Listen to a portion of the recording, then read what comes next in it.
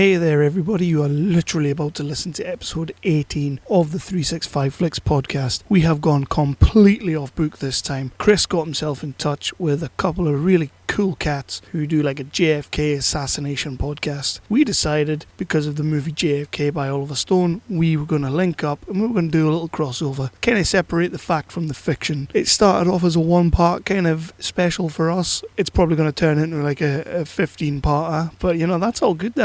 But what I realised when we were editing that, we didn't really say very much about where you can find our podcast. Obviously you found it here. We're on iTunes, we're on Stitcher, Spreaker, on Libsyn. That's where we're now hosted. You can find the webpage on Libsyn with the rest of our shows. We're also hosted by the Tangent Bone Network, which is a fantastic network that got us together with the Dallas Action guys. And that's kind of how this has all come about. So thank you very much to the Tangent Bone guys. That is awesome. You can also find us on Musings of the Geek, where you've got other great shows like History of Bad Ideas. Brigger, I didn't give you much of a shout out on this episode, buddy. The Wicked Radio Network, we're on Nerdly, and we're on the Gang Network, the Geeky Antics Network. That's everywhere you can find us. There's loads more other places like Facebook, Twitter. Basically, just type it into your Googles, you'll find us, 365Flicks Podcast. We are actually now into our second year of the show, and we didn't really address it in this episode, which is kind of the episode that would be our 1 year episode, but because we were doing this big special, we decided not to really focus on that. Episode 19, that's going to be our big 1 year. We've got big stuff planned. If you listen to the very end of this show, you will actually hear what's coming next, so stick in, have a listen to that. I just wanted to do this just because we really didn't address it, and my voice is back to normal, as you will hear towards the end. It is ropey as shit towards the end of this episode. So yeah, listen to this one. It's a fantastic episode. It's a proper doozy. Doug was absolutely brilliant. Martin was an absolute star. I had such fun doing this episode. Chris got it together, so all the onus goes on him. So, you know, have a listen, and I think you'll enjoy it. For anybody who has dipped their toe in the JFK assassination well, this is a good episode.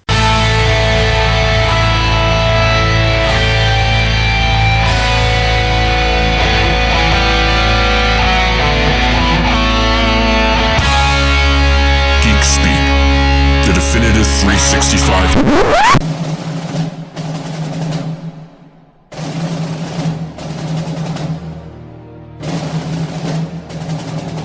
Well, it's a real question, isn't it? Why? The how and the who is just scenery for the public. Oswald, Ruby, Cuba, the mafia. Keeps them guessing like some kind of parlor game. Prevents them from asking the most important question, why? Why was Kennedy killed? Who benefited? Who has the power to cover it up? If I answer that question you keep asking, if I give you the name of the big enchilada, you know, then it's Bon Voyage Dino. I can't believe they killed him because he wanted to change things in our time. We almost had Castro with us, then we tried to whack him. Everybody's flipping sides all the time. Fun and games, man, fun and games. The agency too, man. CIA and the mafia working together, trying to whack out the beer, mutual interest. They've been doing it for years. It's the weirdest thing you could dream. But who the fuck pulls whose chain? Who the fuck knows? You don't know shit cause you never been fucked in the ass. Back and to the left. Back and to the left. Back and to the left. Hello, you are listening to episode 18 of the 365Flicks podcast. Tonight we are joined for the very first time by two guests by Skype. Tonight we're speaking to Doug Campbell, all the way from Tennessee. And we're speaking to Martin Rigby from, I want to say, is it Tewkesbury, Martin? You got it. Excellent. Tewkesbury. Where's Tewkesbury? It's you're Gloucestershire, sort of around that way, Gloucester. Right. Back in the woods, really. So tonight we are going to be talking about the movie JFK. Doug and Martin are both. How do you guys describe yourselves? So are you JFK investigators, or is it enthusiasts, or how do you guys describe yourselves? Well, for me, I'll jump in. I'm not. I wouldn't say I'm an investigator. I'm probably more of I'm an enthusiast, to be honest. Yeah. I got into it probably about 20 years ago, but I left the game for a long while, so I've only recently sort of started really pushing and getting into it again.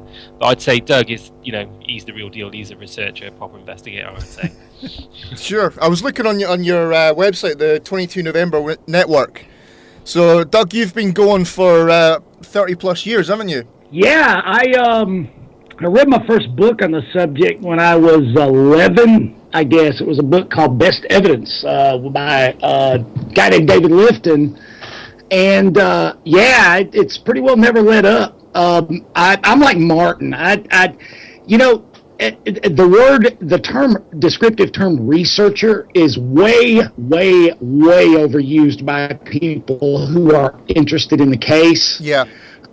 There's a big segment of the community that they watch the movie we're talking about today, and they read the same 5 books, they watch the same 20 YouTube videos, and they say, I'm a JFK researcher. I'm not that pretentious. I'm a student of the narrative. And maybe an amateur analyst. That's probably about as far as it goes, really. I think that is definitely a fair term. I mean, researcher, I would term people that have spent dedicated their lives to it. Those that were close to the hit back in the day. They put themselves in harm's way to find out and get hold of that knowledge.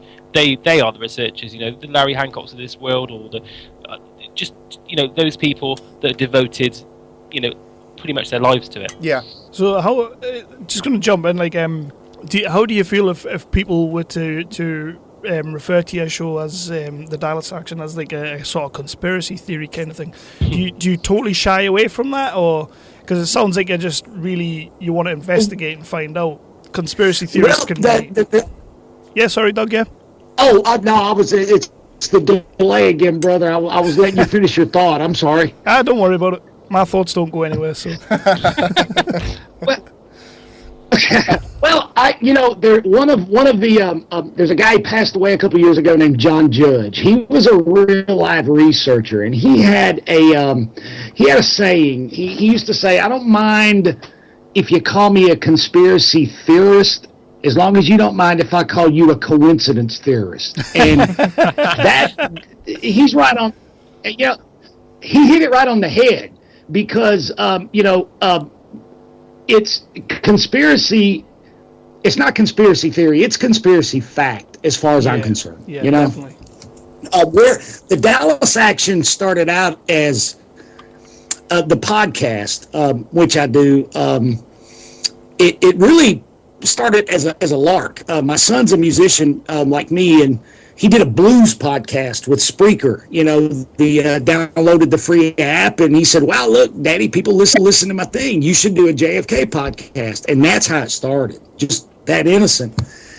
And it's really turned into just people can listen along to what I'm reading about and what I'm thinking about, and it's really that simple. There's no really grand idea behind it other than it's fun. It's a subject that I'm interested in, and I get to talk to real leaders in the field. They're happy to come on and answer my questions, which and really there's no you're not going to find, and I don't mean to disparage. I know a lot of podcasters do they got the PayPal button for the donate thing, and I just don't do that. I refuse. It's become a matter of principle for me now because, I'm not looking to make a dime off of it. It's just something I enjoy, and I think we've made some forward progress, certainly with Martin's kind of my research partner, and we bounce ideas off of each other and help each other out. Sure. And it's a lot of fun. I'll say that. I can imagine. I mean, we started the whole podcast for exactly the same reason. It was we were sat on the couch talking about films and TV shows that we absolutely loved, and then it was like, you know what, we started a website, and I was like, we do better talking about it than we do writing about it, so let's do a podcast, so I can totally see where you're coming from with that one. And I guess none of us are in it to really make anything. That's the thing, we don't, we're the same as you, we don't get paid for doing this, we do it because we love doing it. And that's it. If you're passionate enough, that's all that counts, really. And that's where it gets lost. You know, the money factor. It's, you know, let's face it. These days, they do things like this, or, you know, music or anything like that. You just got to do it for the love of it. Oh Christ, yeah. I mean, as well, like you're saying, like this tonight is sort of exactly one of the reasons that we've kept doing it, and the reason that we love doing it is the fact that we've bumped into other podcasters who either talk about the same thing or completely different things, and it's just this community of just everybody wants to help out and be there for each other. You know, it's podcasting's fantastic. Like, I love it, and it is a community, isn't it? I was going to say it really is a lot of fun, but unfortunately, in our field, you know, assassination research or deep politics research, you really do. There is starting to be a proliferation of people who seem to be hunting notoriety and donations, and then donations and notoriety. And you know what? It just rubs me the wrong way. Well, this is why I asked the question. I don't mean to like offend anyone by saying the words conspiracy theorist, but I just wanted to ask the question because the JFK assassination pretty much coined the phrase conspiracy theory. You know, it was the biggest thing that ever kind of happened to start that. So I just kind of wanted to ask your take on it. You know. Well, I think, you know, you got to remember that it's probably it's a CIA termed. It's a CIA term, conspiracy theory. They came up with that as a means to sort of put people that were thinking outside the box, put them down, really. And but also, I think conspiracy theory as well. The community, with those of us that are trying to sort of get to the bottom of it, it doesn't help though, because there are mad conspiracies out there. When you look into the assassination, you're bound to come across the Illuminati did it, or the whole of the CIA did it, or the FBI did it, or, you know, Elvis did it. You know, but these people are out there, and they get a lot of exposure. So it gives those that are trying to get to the root of it, and at a sort of like feet on the ground level, it makes it hard for us. You know. Yeah, I can imagine. There was one like that. I was messing about on YouTube one of the days, and there was a thing about the Umbrella Man, who we'll come to later on, where they said that there was a gun inside the umbrella. To point it up. And that was what what dealt the final blow. And I was like, oh, come on, man. So I know exactly what you mean there. There's some weird ones out there, but I just. For our listeners listening at home and that, I just want all of them to know that you guys aren't theorists. You're kind of the real deal, is what I'm trying to say. Absolutely. So I'm waiting for Doug to come in. Well, thanks, man. Yeah, there's a very famous mock headline. I think I may have pointed it out to Martin recently. It says. President assassinated by CIA, FBI, LBJ, the Illuminati, the Freemasons, and the Teamsters. President shot 129 times from 33 different directions. And it sounds funny, but unfortunately, those people exist within our community, and it's a big distraction. Yeah.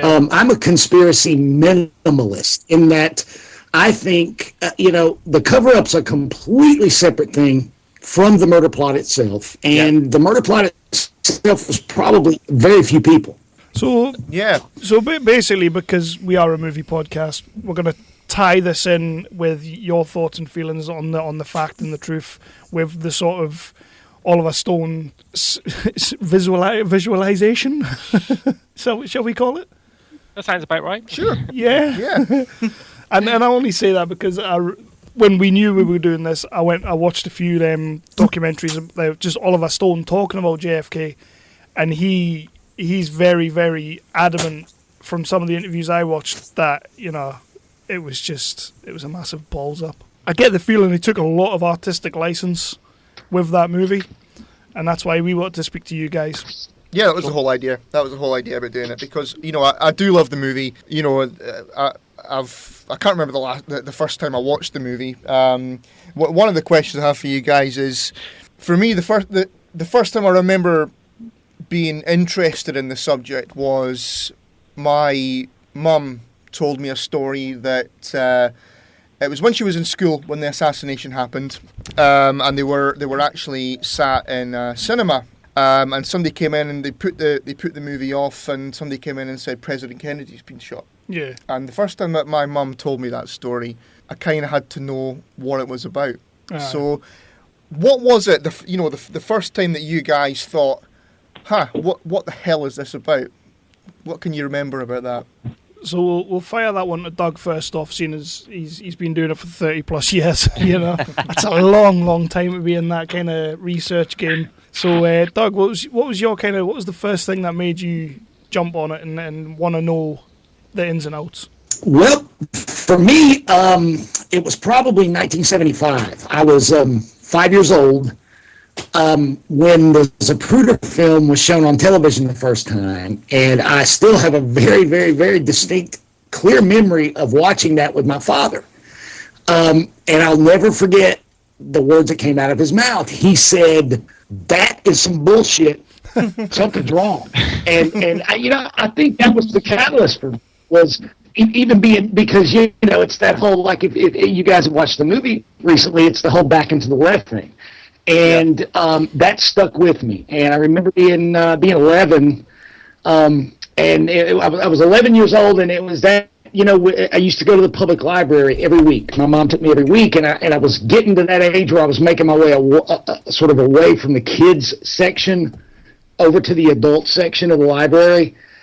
And I, ran across the book Best Evidence and checked it out, and had to check it out 4 months in a row.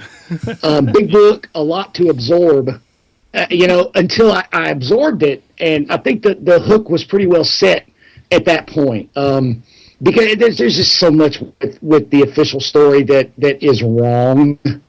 The evidence in itself, the evidence is the conspiracy. I love that. A guy named David Joseph coined that phrase, and he's exactly right. And I know I warned Chris when we were kind of getting to know each other when I joined the Tangent Network, and I warned him. I said, "Man, don't go down this rabbit hole. Oh my God, you'll never get out." I think that's about once you start plucking at threads, you're never going to stop type thing. Exactly. No, it's worse than heroin. Can I use that as the tagline for this episode? Damn right. JFK is worse than heroin. Wow. I like it. Right. So Martin, for yourself, what was the catalyst, shall we call it? Well, I remember seeing the film first time round in '91, but it didn't really affect me. But then I actually moved to Texas for a couple of years with a band, and over there I bought a condensed version of the Warren Commission report, and I bought the last investigation. And that was it. And it was then that it hit me. That was '94, and I really it sort of took. It's read the Warren Commission report, really. Just reading how, even when you read it, you can tell that there's something not quite right. It's not. It just seems to be there's just something off kilter, and it's just then from then on the last investigation, but by Gayton Fonzie, who was a researcher for the HSCA Commission, and that book's amazing as well. That unleashed a whole lot of info, and I just became obsessed for a while. But like I said, I kind of got back to England and sort of shied away from it for a good 20 years. Yeah. And it's only the last couple of years that I've really started to get back into it. And it's been good. I mean, I'll plug this as well. Me and Doug we're fellow admin on a site that we run called JFK Uncensored on Facebook as well. And that started out as like just two of us, and then it's run into, it's 1,000+ people now. But we've got some really great down-to-earth people that want to discuss the assassination. We don't allow any of the fruitcakes on there. But that's how it's got me. So I'm still finding my feet with the game. There's still so much coming. There's still so much to come out. Yeah. But that's how it got me really. And I have to say, embarrassingly, I was in Houston and I didn't make it down to Dealey Plaza. It's only literally down the road, but I didn't go. Was that a personal choice, or you just didn't have time? I did talk about it, but being in a band at that time, there were sort of things that sort of clouded the mind that didn't allow me really to get out that far. But so next time, I think. So for people who are like heavy into the game, like you two guys, is that a sort of a thing? Like, like all these people are making this pilgrimage to Mecca right now. Is that kind of something that you guys would consider doing, like going to Dealey Plaza? Is that a big thing for people in your game? Oh, I've been there, a dozen times.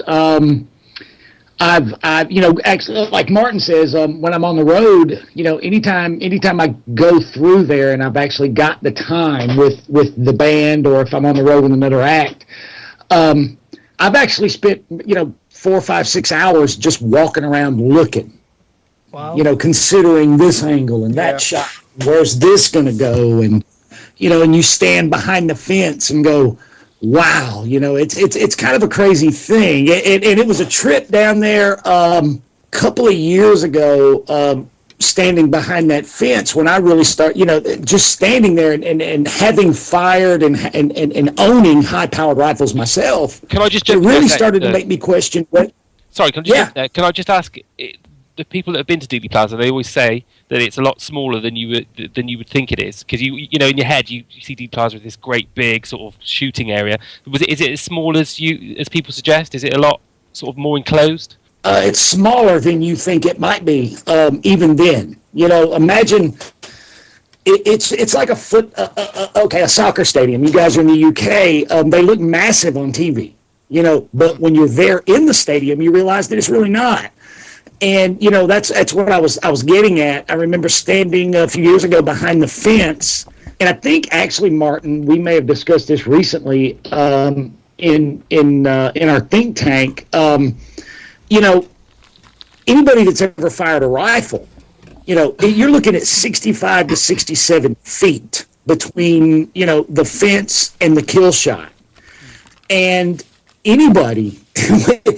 If you've ever fired a high-powered hunting rifle, you realize that you'd have to be absolutely insane to fire a rifle within that close proximity on ground level to a crowd and expect to get away. And because unless it's sound suppressed, and we can get into all that stuff, but it's being there and realizing, wow, you look at the angle that he would have had to fire from the window. Standing on the ground, you go, there's no way. There's absolutely no way. And then you stand behind that fence and go, anybody that would stand back there and fire a high-powered rifle that was not sound suppressed that close to the target with a crowd of spectators between you and the target would either have to be insane and not even care about getting away clean, or or just stupid. So Dealey Plaza is an interesting place. It really is a concrete canyon, and it really is the perfect place for an ambush. Absolutely. Wow. Yeah. There's a line in the movie about a turkey shoot, but we'll get to that later on. So before we get into the movie, then tell people where can they find you? Yeah, a little bit about the Dallas action and where they can find us. You can find us, the easiest place, if you want to listen to the podcast, The Dallas Action, is 22novembernetwork.wordpress.com. It's just one word, the two numbers, 22, and then one word, novembernetwork.wordpress.com. And it's got all the links to the shows. You just, there's a post per show, and you just hit the link. It'll carry you over to Spreaker.com, which is the podcasting host site I use. You can find us on Stitcher, most assuredly on the great and wonderful Tangent Bound Network, which we are network mates over there, and just over at 22 November Network. Absolutely, you can go back and find all the archives. And Martin, I'll let him. Martin actually occasionally writes a column at 22 November, and but I'll let him tell you about the discussion group, Uncensored. Yes, I do. I'm a bit behind, actually. I should have written another article for the November 22 Network by now, so I'm probably in trouble with Doug.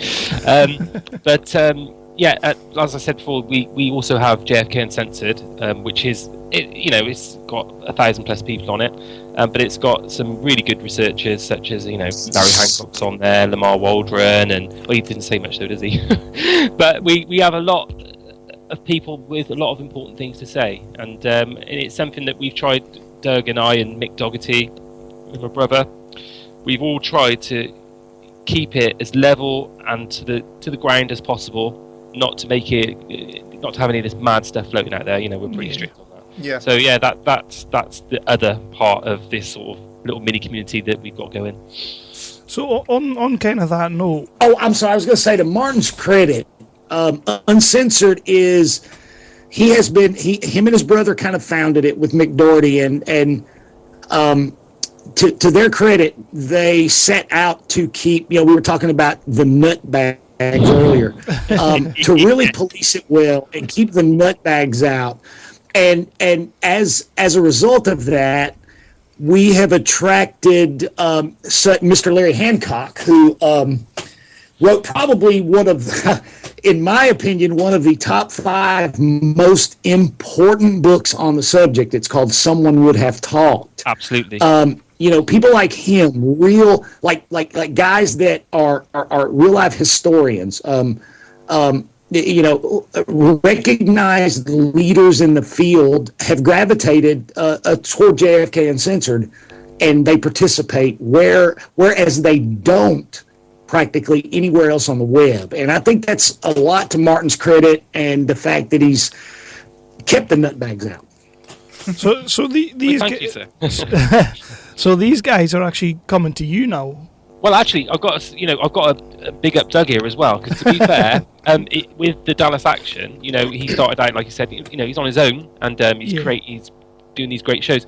I mean, he's got people on his show now. He's got all the, Joan Mellon he had last week. He's interviewed Larry Hancock as well. The Doug Horns of this world, people that, some of them are notoriously hard to actually interact with. They don't just sort of like go, yeah, we'll do it. But that Doug he's brought that show to a level and a quality that people are willing to talk, and that's quite special, especially in the JFK community, because you've got lots of people willing to talk, but they're just talking bullshit, really. And he's got the people that have actually got something to give back to the community. So fair play to you, Doug. Yeah, it is a very good show, by the way, Doug. I really do enjoy listening to them. You're very informative. Thank you so much. That means a lot, man. I do appreciate that. It's very nice to hear. And your intros are cool as well. Yes, they are. They are. He's always going on about these intros. He's like, Kev, he keeps saying we need to sort our intros out, Kev. Hey guys, it's just like what I do for a living. It's only rock and roll, man. Yeah. Right. Okay, so JFK, the movie, released in 1991. As we know, it was directed, produced, and co-written by Oliver Stone. So music by the great John Williams, based on the books On the Trail of the Assassins by Jim Garrison, and Crossfire, The Plot That Killed Kennedy by Jim Mars. If anybody wants to check it out, you can, it's everywhere, just look for it. If you've got to spare 3.5 hours. Exactly, yeah. Yeah, it's a long movie. But you know what it is? I rewatched it the other day, probably the first time I watched it since I was in my early teens. And it really doesn't feel like a 3.5 hour movie when you watch it, I don't think. No, it doesn't. Like, it kind of just flew in. I mean, maybe it's something to do with the performances, but it didn't feel like a 3.5 hour movie to me. It's quite addictive, actually, to watch. It is. I think it's mostly the subject matter as well. But it's the subject matter, it's the, like you say, the talent that's in there. I mean, it's got a huge cast. You Kevin Costner, Tommy Lee Jones, Kevin Bacon, Gary Oldman, Joe Pesci. I mean, you could go on and on and on. Donald Sutherland as well. Possibly Kevin Bacon's best role ever. Possibly. Sorry.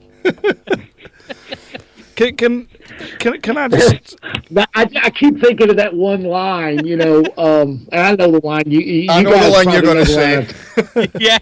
Yeah, I'm not going to say it. No, don't worry about that. But, yeah,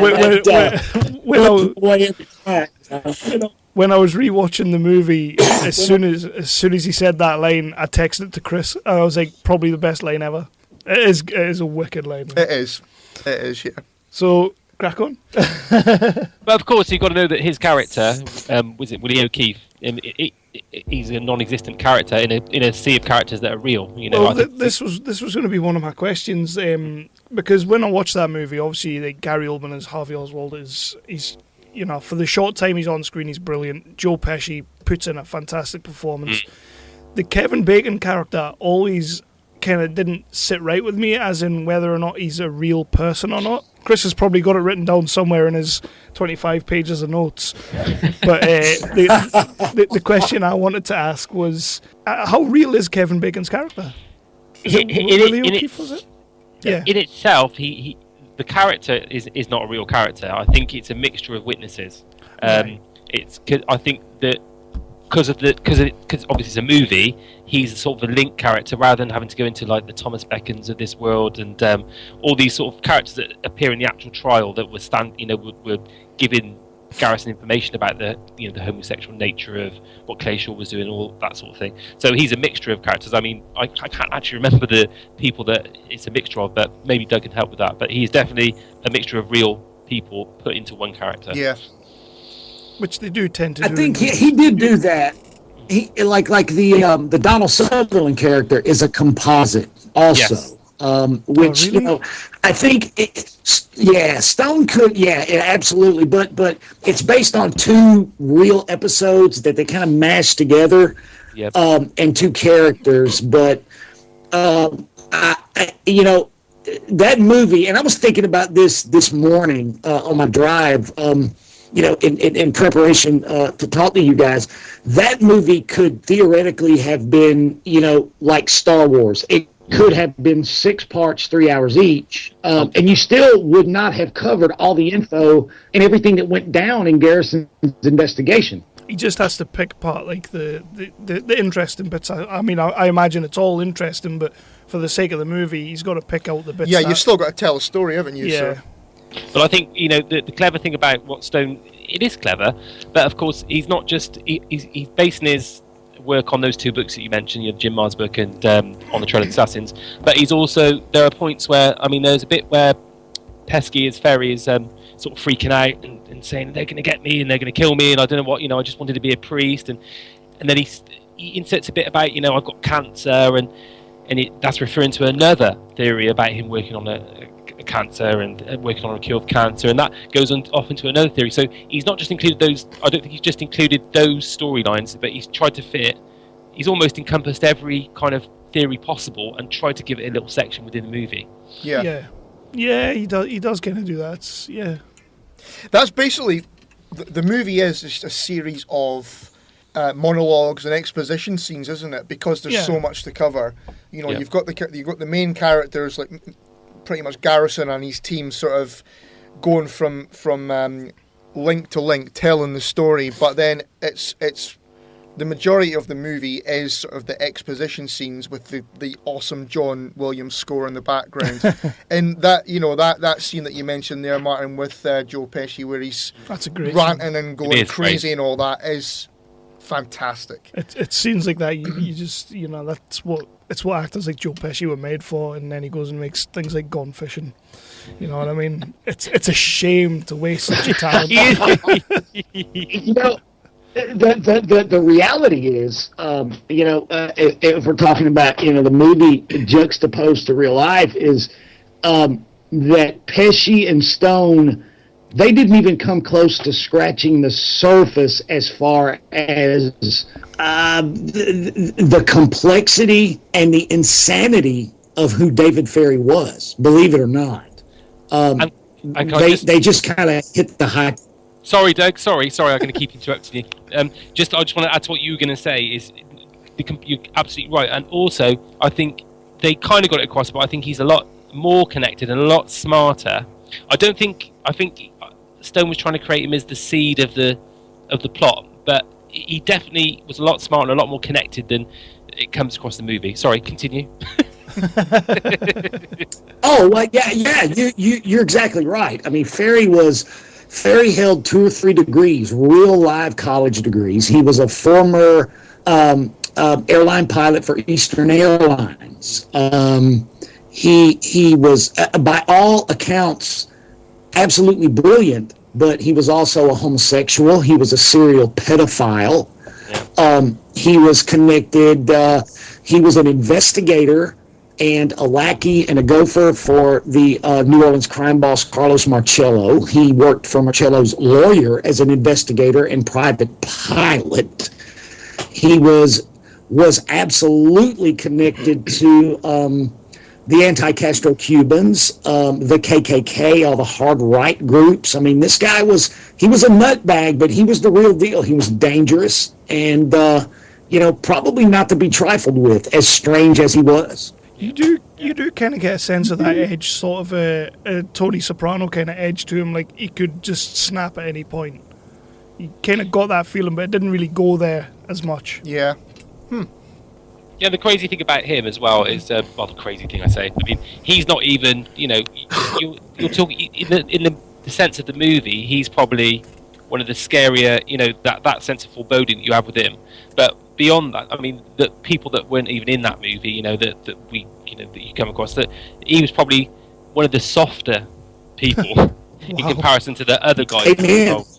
Yeah, particularly later on. So the movie opens up with a monologue from Martin Sheen. It's just the first time that we get a bucket load of information to take in.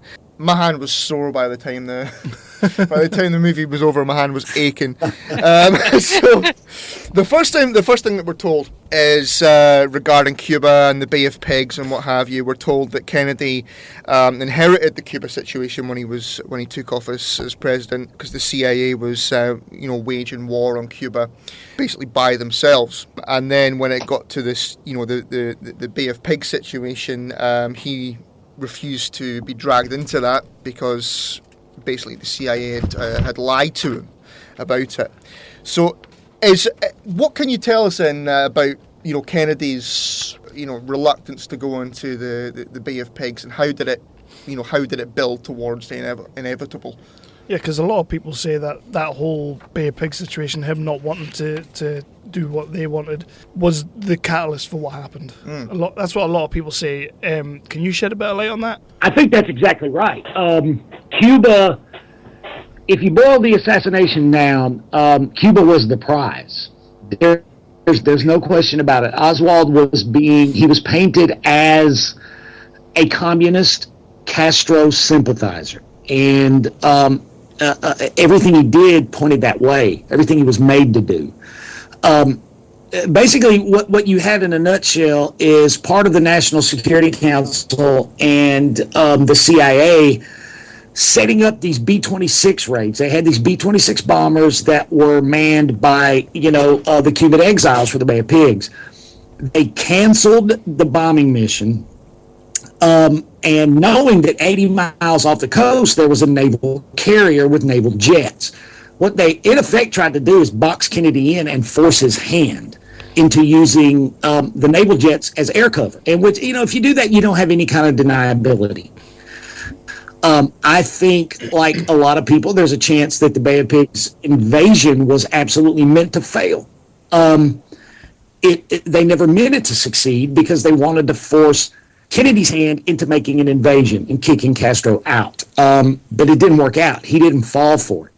And he did fire Alan Dulles, like it was said in the movie. And he did fire Cabell and a bunch of them. And, Cuba was the prize. Something changed. I think what changed, in effect, was that Oswald was not killed in that theater. That's why we didn't go to war. Because, if he's dead in the theater, he's a dead Castro agent. He's a dead Castro sympathizer. But the people that covered up the crime have had 52 years because they had 48 hours, because Oswald lived. They had a chance to turn it around and turn him into a lone nutter. And I think Martin would agree with me that when you boil, when everything funnels down and you're looking at the guys that actually made the hit, they were probably, more than likely, part of this mercenary, militant, anti-Castro faction in Florida. And it was meant, I believe, to force our hand. It was a pretext. It was a provocation. We're going to kill Kennedy, blame it on Castro. They'll have no choice but to invade. You know what I'm saying? Yeah. But yeah, Cuba was ultimately the prize. The matter of fact, the guy that I consider I tell people all the time, I've only, as much as I've learned, as much as I've studied, I have 3 absolute concrete convictions as far as this case goes, and only 3. Number 1, Lee Oswald is not guilty. Number 2, a guy named Felipe Vidal Santiago is.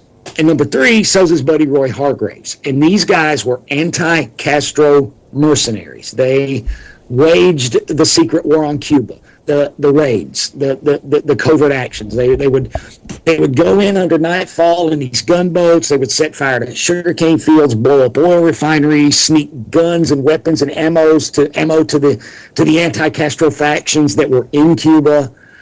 Felipe Vidal Santiago, before he defected to the United States, was the chief of the Cuban Maritime Patrol. He was, in effect, the number 1 of Cuba's Coast Guard. And when Castro turned communist, he defected to the U.S. and he joined the secret Cuban War. He was part of the Bay of Pigs invasion. And interestingly enough, if you don't think all this stuff is connected, in 1971, the Watergate burglary, one of the guys arrested inside the Watergate building was a guy named Eugenio Martinez. Well, who was Eugenio Martinez? Well, before Vidal defected to the U.S., he was his number 2 man, his aide-de-camp, and his driver at the Cuban Maritime Patrol. And this guy, Santiago, tell me if I'm remembering this right, because you've told me a lot of things. Santiago was Umbrella Man, is that right? Radio Man. No, he was Radio Man. Yeah, in my opinion, they call it, dark-complected man or radio man. This guy can be seen in all kinds of photographs in Dealey Plaza. The car comes around the corner, he's getting to the kill zone. Santiago steps off the curb, raises his hand, makes a fist, the firing starts. Yeah. He gets back up off the sidewalk, he sits down next to his buddy. He makes a fist and the firing starts. That's like in the footage. You can see that. Wow. I've just got to add to that Bay of Pigs thing is that Doug is absolutely right in what he's saying, but you've got to understand also that even though the CIA were backing that sort of faction, that all the Cuban exile community, it got to a point where really that community became almost autonomous from the CIA as well. So when the CIA pulled their funding, and Kennedy pulled the funding from those groups, they continued anyway, and they were pissed, man. Yeah. They were really, really pissed because we were talking about this the other day, and you've got to imagine, if you've been trained for a couple of years, you've been backed by the US government, by Kennedy, he's the figurehead, and you've been living with your brother, you've been drinking, eating, you're doing everything together, and you've been promised this support, so you can go and do your thing, and you know that you've got the backing of your government, for then just to watch it be pulled away from under your feet and to watch your guys being killed, watch your brothers being killed, you'd be flipping furious. And then get back to find that all your funding's going as well. So I think, and those people, those people like Santiago, Morales running that group, the Herminio Diaz's of the world, and Hargreaves, all these people, they're seriously trained killers. Really, they got no compunction about picking up a rifle and killing someone. They are that trained. And so if you're thinking of it in terms of teams of assassinate shooters or someone that would have the balls to do such a thing, it's these guys, because they're not going to have a second thought. They're just going to do it, Yeah, it's what they're meant to do, isn't it? So in the movie, these guys are referred to as Operation Mongoose. Now, is that a thing, or was that just an invention of Oliver Stone? The Operation Mongoose was very real. Yeah.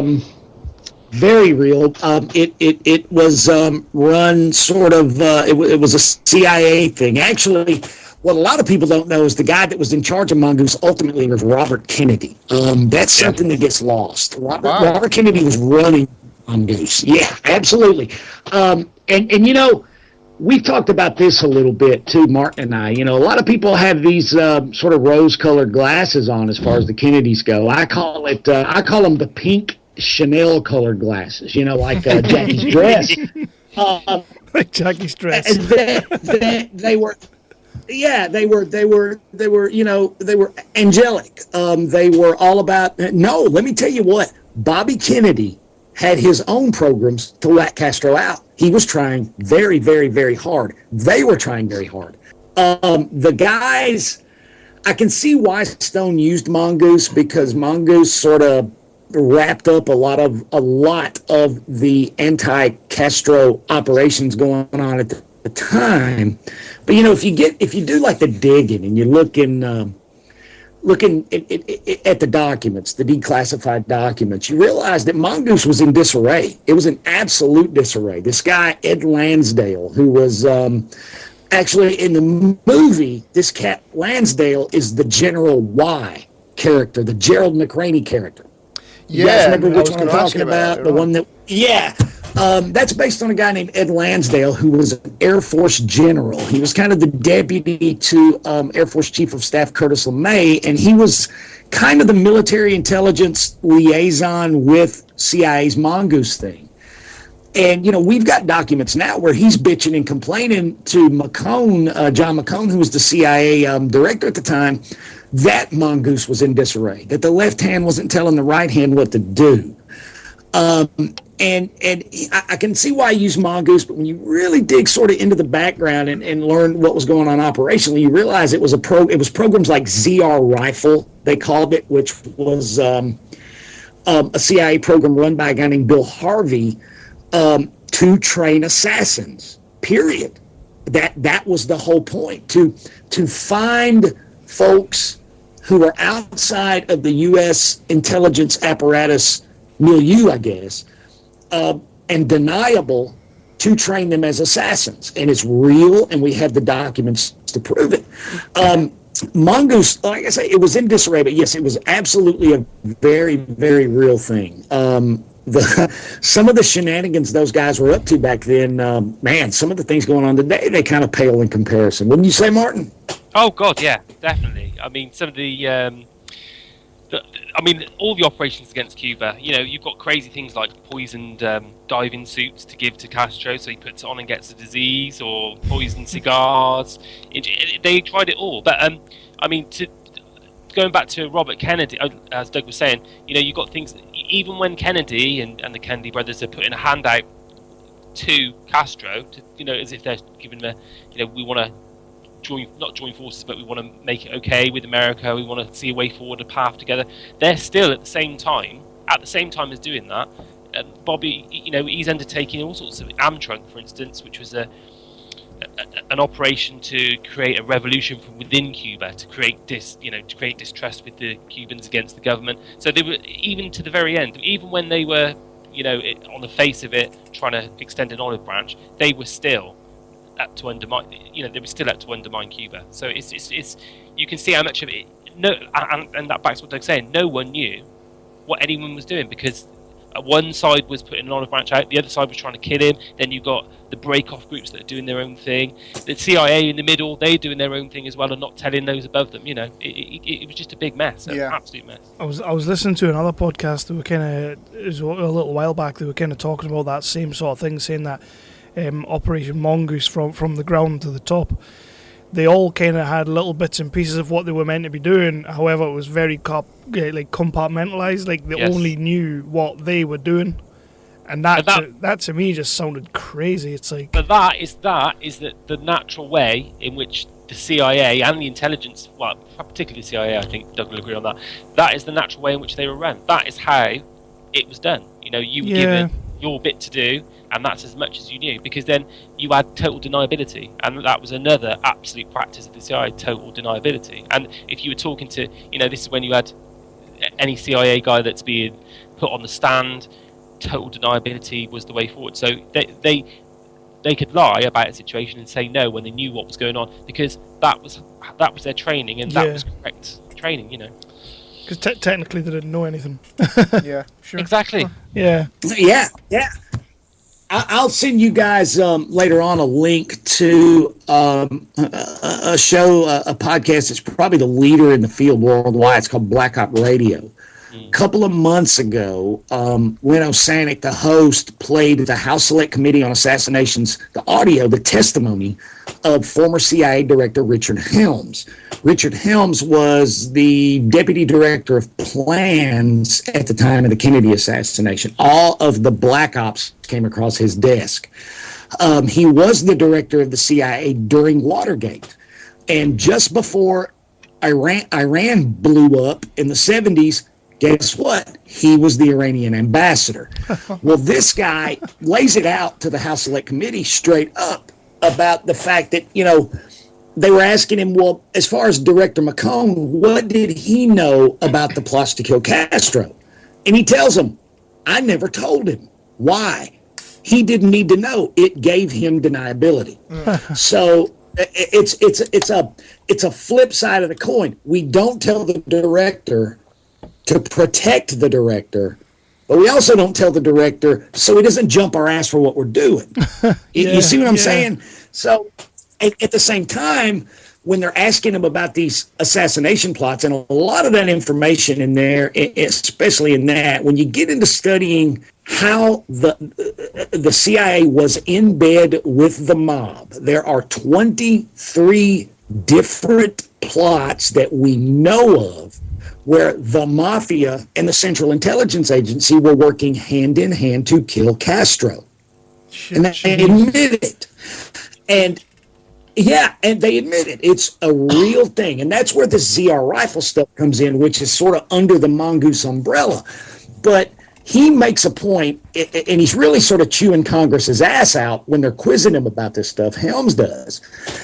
And they're asking him, well, did the Attorney General know? Talking about RFK. And he says, well, of course.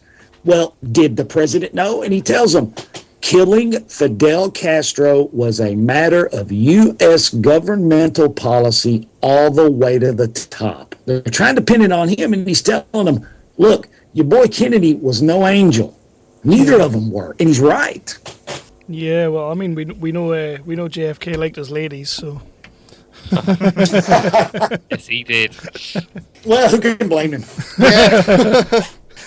So next up in the movie, the next main, the next big name that we're introduced to in the movie is Guy Bannister. Yeah, well, I like that noise. Yeah.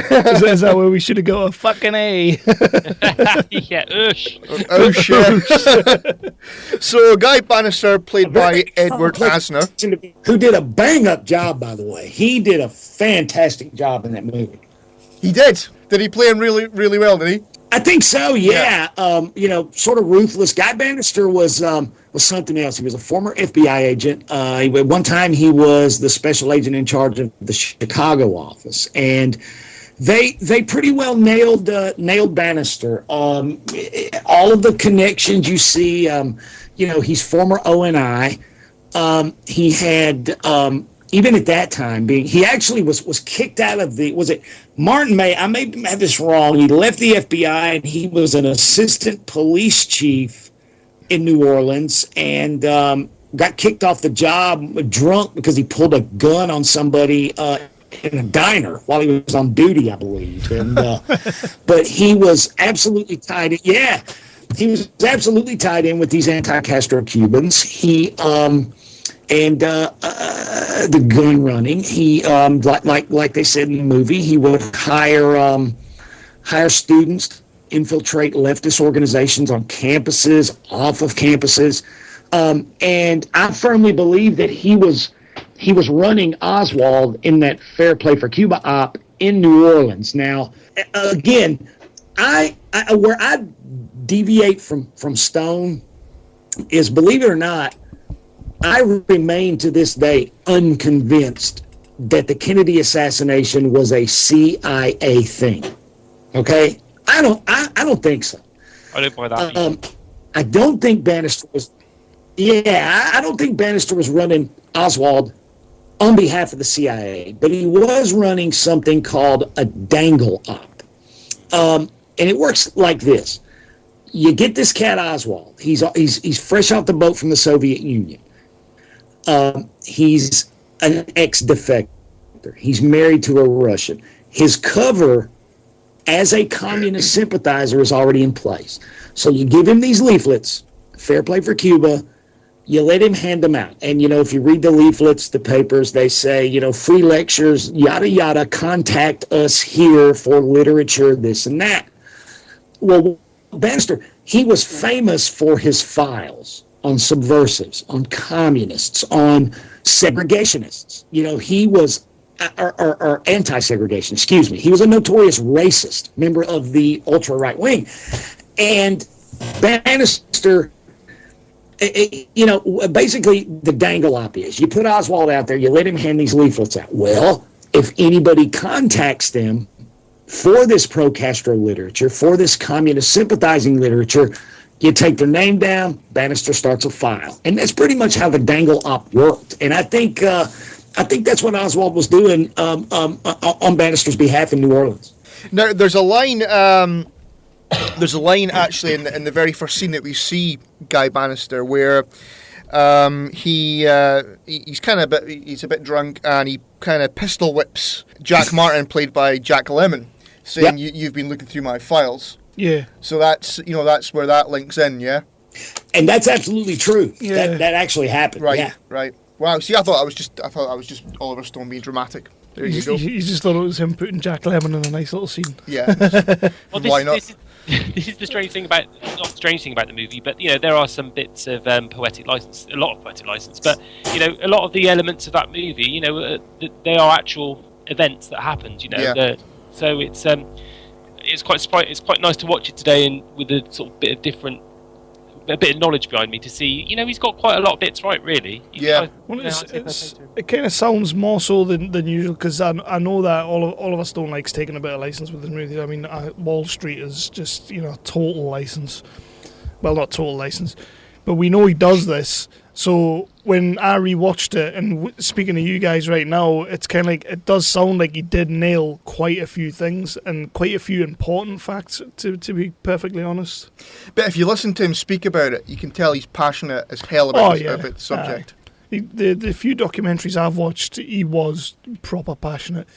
He just seems to have a very clear idea of what he thinks, which I suppose everybody has, and that's kind of what he put across on film. But you got to think the guy, with the release of that movie. Go on, Doug. Sorry. I'm sorry. I was just going to say that when you really, it impressed me the fact that, excuse my French, he knew his shit. Yeah. He was very familiar with the material. You can tell that he didn't just bone up on it for the movie, I don't think. No, definitely not. Definitely not. I mean, you have to have a certain amount of passion to make a movie like that, to be fair. And you've got to think that guy, with that release of that movie, that pushed for the AIRB, which was, the release of all those sort of previously hidden documents involved in the assassination. So, he's done a big service with the release of that movie. We got so many documents. I don't know. I forget how many, 2.5 million, something like that, as a result of his movie. Excuse me. As a result of that movie and public outcry. And we are still to this day, as a group, combing through those documents and finding things and trying to analyze them to this day. Yeah. And if there's one thing that came out of that movie, positive, other than the fact that we got a great movie and that a lot of people learned a lot of truth, is the JFK Records Act. And for that, will always be in his debt. I'm glad Martin mentioned the documents. I really am. Yeah. So that was passed through straight after, the year after the movie came out, wasn't it? Called the JFK Act. So what exactly did that? What did that involve, kind of thing? Well, the JFK Act. It wasn't just. It was the release of all documents previously withheld from the public, really. Yeah. But not only that, I mean, you've got the re-interview of a lot of witnesses, a lot of people involved in intelligence, and not that they were as forthcoming as they were even before, but it gave a hell of a lot of people and dedicated researchers such as I think Lisa Pease comes to mind. She's a great researcher to go through these. They go through these documents with fine-tooth comb, and they find. They do find things. They do find things that make a difference.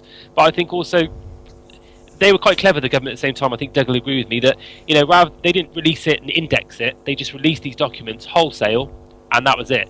You just had to find. That was it. Just to find your way. You didn't have any. Just like the Warren Commission, when that report came out, that wasn't indexed. It was only due to someone, I think Mae Brussel, a great. She's dead now, but a great researcher from the 70s and 80s. She went through that, page by page and indexed it. But imagine it. I think it's 5 million documents actually. And you imagine just being, you can't possibly get. Who's going to get through all those documents? Yeah. Not even the John Newnhams of this world are going to be able to find everything they possibly need to know. So maybe that was the point, though. If they release it all like that, they're never going to read that. I think so. Yeah, exactly. Well, I tell you, we're trying. Yeah, we're definitely trying. I have a friend. A guy that I was fortunate enough to meet, and I tell you, that's one of the big dividends of doing this podcast is the people you get to meet and pick their brain, like I was talking about before. A guy named Douglas Horn. He used to work for the State Department. He's a friend of mine now, and back they set up an independent review body after the Records Act called the Assassinations Record Review Board, the ARRB. Douglas Horn was the chief military records analyst for the ARRB, and he wrote a 5-volume work called Inside the Assassination Records Review Board. And his big contribution going through these 5 million documents or whatever is he found the Northwoods documents. What were the Northwoods documents? Well, it was a plan. And this is interesting. And it's not so much related to the assassination, but it's things that came out as a result of the JFK Records Act. Things we know now that we didn't know then. Northwoods was a plan put together by the Joint Chiefs of Staff of the United States military and presented to President Kennedy. Well, it was, what were they? False pretexts. False flag operations to provoke the American people into backing an invasion of Cuba, right? Now, number one, realize that these guys knew, all right, they knew beyond a shadow of a doubt that 40 to 60 million people worldwide would die in a nuclear exchange. 7 times implored Kennedy to make an offensive nuclear strike against the Soviet bloc, knowing full well that 40 to 60 million people would die. Right? We have these in documents that we found thanks to Doug Horn. Well, the Northwoods documents, one plan was when John Glenn went up to go to orbit, if anything bad happened, they were going to blame it on Castro. All right.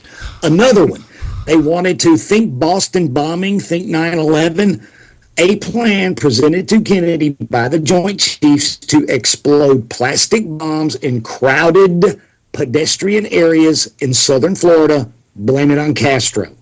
They had an entire plan. They were going to put intelligence personnel posing as civilians on an airliner, take off from Florida, land it in the Florida Keys, launch a remote-controlled airliner, blow it up over the Caribbean, blame it on Castro, to provoke an offensive nuclear strike or a full-scale land invasion in Cuba. And if not for the JFK Records Act, we wouldn't know this. That's huge to me.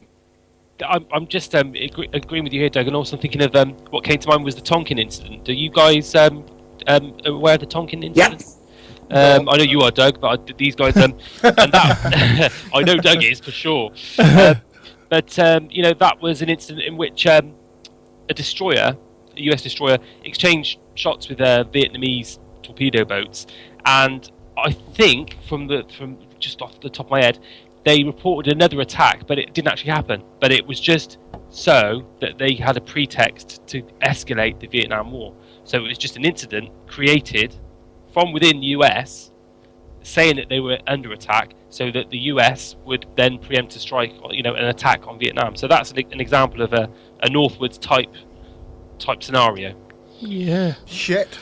I mean, and that actually happened. I'll tell you another thing. I think that really did happen. Yeah, we've got, we've got the National Security Council meetings with LBJ on the phone. telling them, I don't give a damn, I want that boat at the bottom of the ocean. You know, I mean, we've got those documents. They wanted to escalate the Vietnam War. The part you see in the movie, Donald Sutherland's character, X, which, like I was saying, is a composite character talking about the fact that, you know, back in 91, about how Kennedy signed the National Security Action Memorandum to bring the first 1,000 troops home, everybody home by Christmas of 64, is absolutely true. He did sign a reversal of that on November 25th. Here's what we know now, thanks to researchers and thanks to the JFK Records Act. Guess what? A draft of the memo rescinding Kennedy's order was made out by McGeorge Bundy, who was one of his advisors.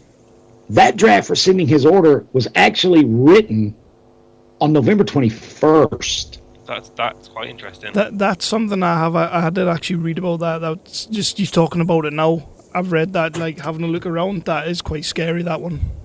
There's a part in the movie, and it's very scary. Yeah, that part that you know, Mr. X. There's a bit which he's talking to Kevin Costner about how Kennedy's, you know, basically he puts it kind of fluffy, like, you know, Kennedy's trying to do his own thing, the right thing, and he's got these people that don't like it. But actually, in a more political, real, and this, you know, this brings Cuba, this brings Northwood, this brings all these elements into that section. Is that, you know, Kennedy was actually isolated from his own administration. He was completely isolated.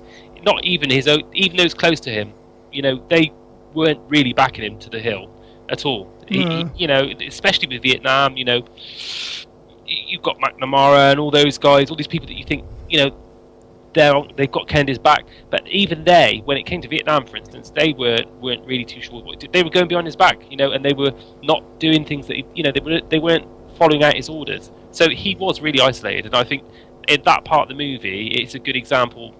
Even though, like I said, he says it a bit more movie-like. Yeah. You know, in real terms, he was absolutely isolated. Do you think, Doug? Oh, absolutely. I agree with you 100%. He, but you know, at the same time, it's hard to read. You know, we know. It was like Doug Horn told me, you know, in his opinion, that Kennedy was murdered because he wanted to end the Cold War as opposed to win it. I do believe that. I believe that when you boil it all down, that's absolutely true. But at the same time, you know, we know he was making he was reaching out to Castro through back channels. We know that. And then at the same time, him and his brother have covert ops of their own to try to whack the guy out.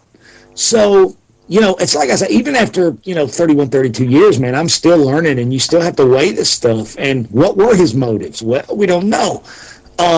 We like to think that he wanted to end the Cold War, but, man, it's a puzzle. You know, I like right now, I'm about ready to throw my hands up and go, I don't know.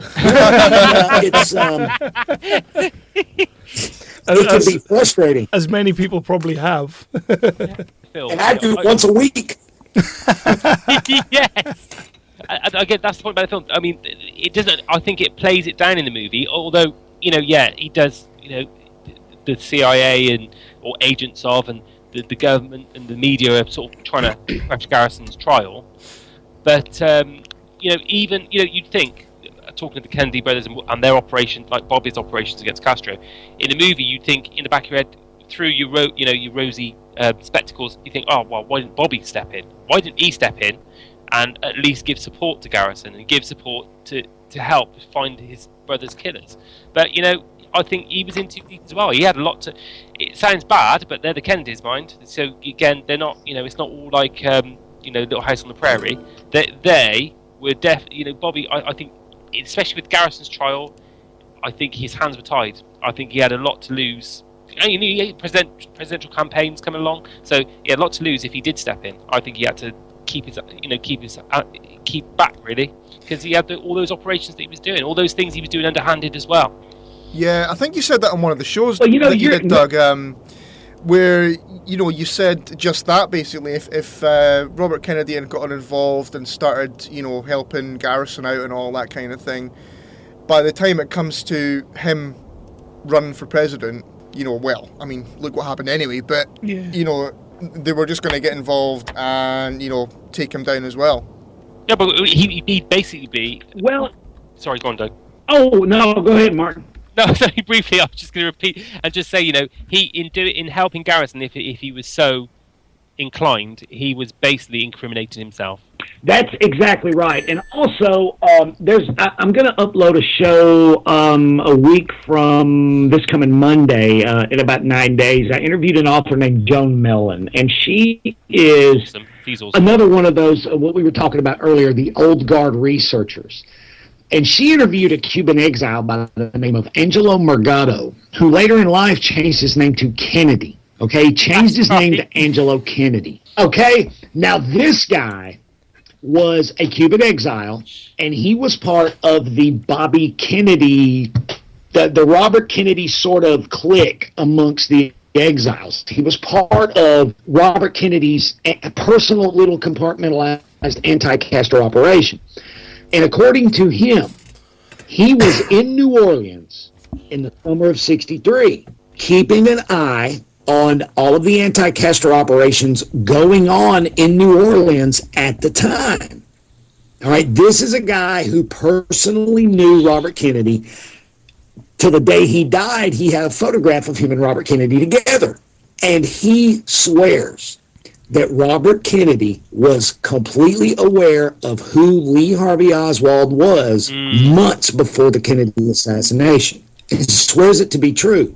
Wow. I got to believe him. Only because he, up until the day he died, he professed his love like a brother for Robert Kennedy. Even changed his name to Kennedy. But he was, like I say, he was RFK's agent, sort of. Go down there and see what's going on, because New Orleans, as you guys saw in the movie, was this tempest, this boiling cauldron of this violent, militant, hard right, anti-communist activity. And he became aware of who Oswald was. He became aware of the circles Lee Harvey Oswald was moving in. And he reported back to Robert Kennedy in the summer of '63 on Bannister, on the exiles, on Oswald. And at that time, it was known that Oswald was working for Bannister, the ex-FBI guy. And according to Angelo Morgado, Robert Kennedy's very own words to him were, well, if the FBI's controlling him, he's not a problem. Forget about it. So Kennedy, not only was he doing the whole cover your ass thing and keeping his own secrets, his own compartmentalized plots to kill Castro, you know, if it were to come out that he was aware of Lee Harvey Oswald 4 months before Oswald allegedly kills his brother, how's that going to make him look? Yeah. You know, the Walter Sheridan guy, the NBC white paper thing that you remember Costner and Sissy Spacek are sitting in bed and they're watching the TV news report on Garrison, the hit piece. Yeah. This guy, Walter Sheridan, worked for Bobby Kennedy. The guy that put that whole thing together was sent down there and acted at Robert Kennedy's behest to attempt to help to torpedo Jim Garrison's investigation. Wow. This is like proper. I mean, my interest in this whole subject kind of came about when the Oliver Stone movie came out, and when I first got to watch it. Same as probably yourself, Martin. But I've never really got stuck into it, and this is like quite interesting, if not mind blowing. I'll tell you what, though, you Chris, take that. Chris, I am so sorry. I am so sorry. I brought you down this stupid rabbit hole. Your life will never be the same again. I tell you what, the day that you told me about the ghost tape, or the other tape, you know, the training tape, and it showed the guy clenching his fist and everything like that. That creeped me the fuck out. Man, let me tell you, Felipe Vidal Santiago, a dark-complected man, he allegedly confessed to a reporter named Dickie Chappelle, who in December of '63, and he allegedly confessed, and there's allegedly a tape of it still somewhere. Isn't it held by this reporter who was kind of running around with these guys? Isn't it held by the family? What, Martin?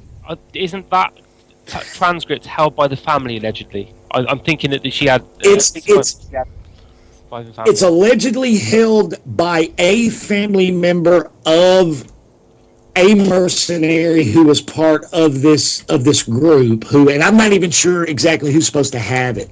But yeah, I mean, that guy, he's the key. You know, I think Felipe Vidal Santiago is the key. I think he was the guy who ran the op on the ground that day. The dark-complected man, clenches fist, the guy with the radio. Well, when you say he allegedly, when you say that he steps out and clenches his fist, it kind of sets alarm bells. You know, it kind of sounds like he's a lot more important than people put faith in.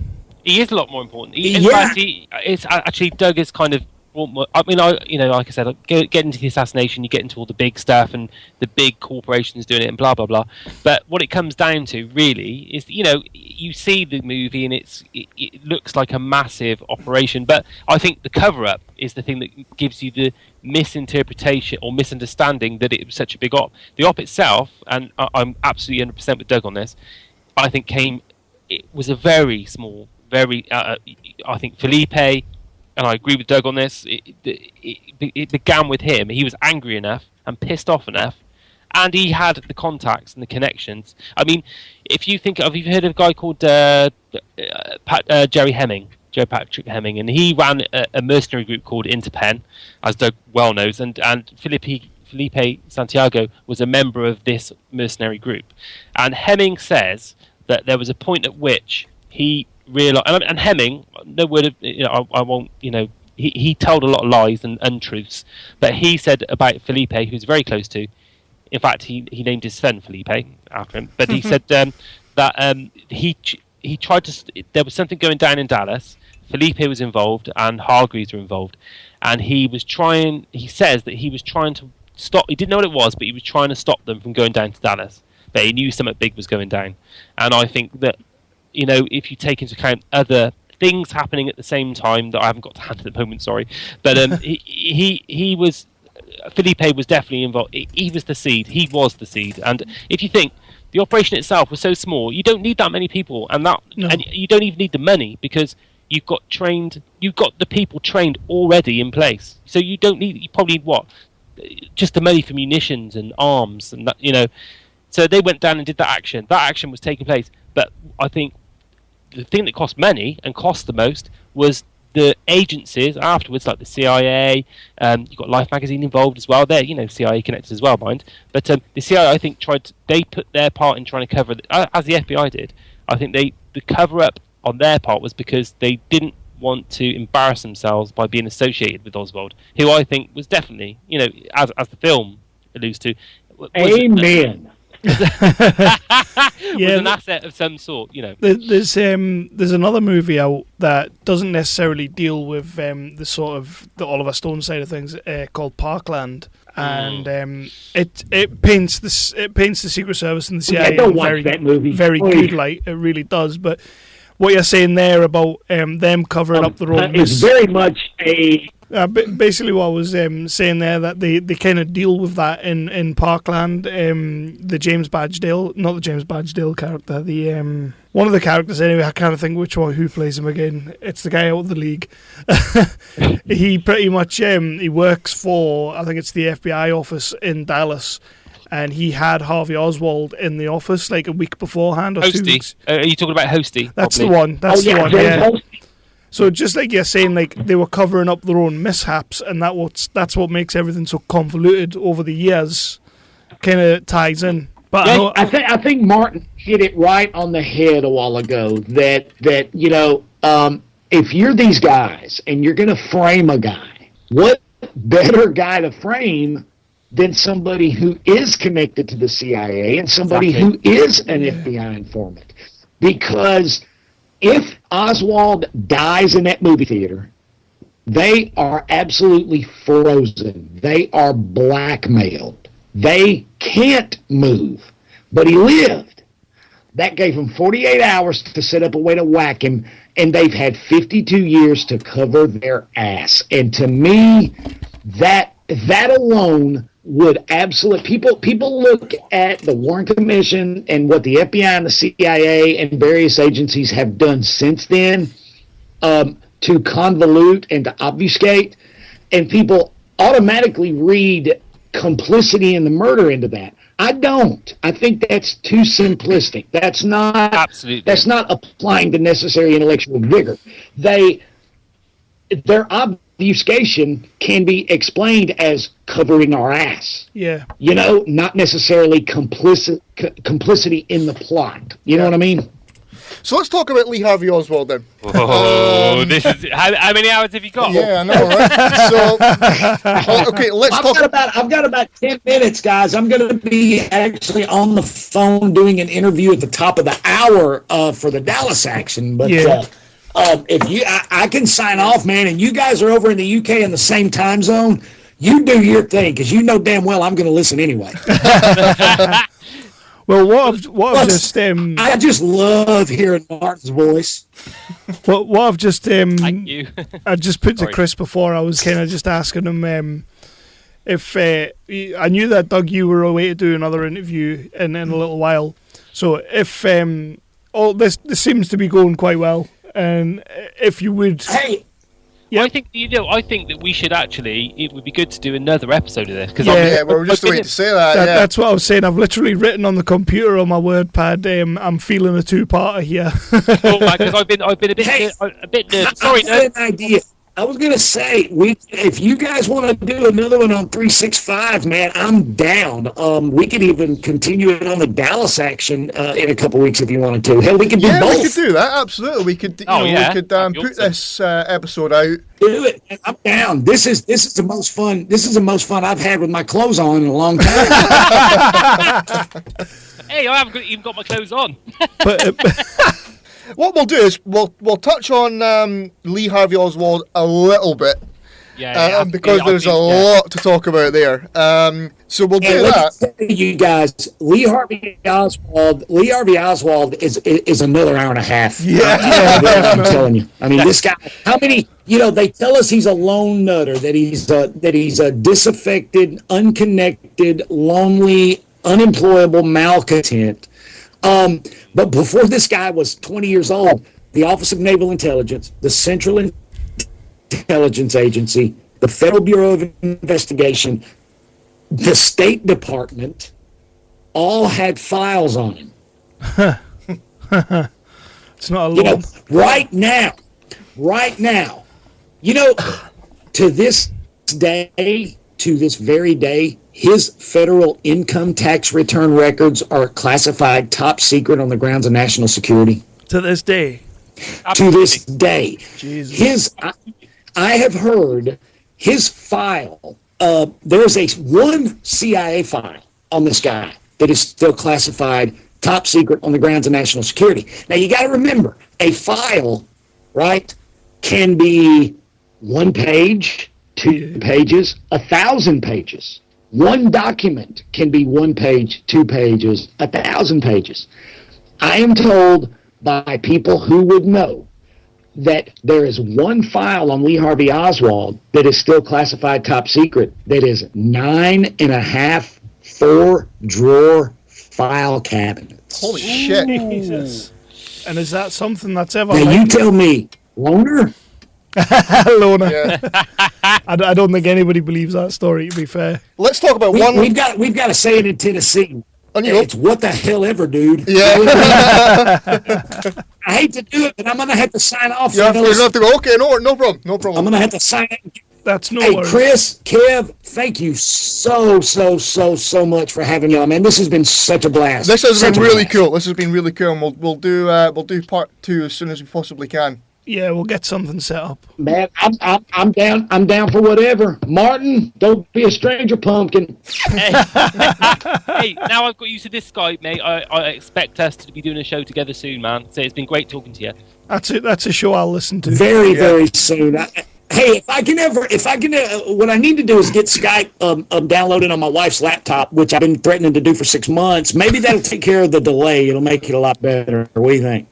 Yeah, man, definitely. Yeah, worth a try. Okay, and Chris and Kev, as soon as this uploads, like I told you earlier, I'm going to link it up all over the Assassination community, and everywhere I link my show up. And hopefully, I know there's a lot of movie buffs in the crowd too, so hopefully we can point some other people to your very, very fine podcast, guys. Good stuff. That sounds good. Thank you very much. Sounds good, Doug. Take it easy, brother. Hey, no problem, guys. I'm gonna go.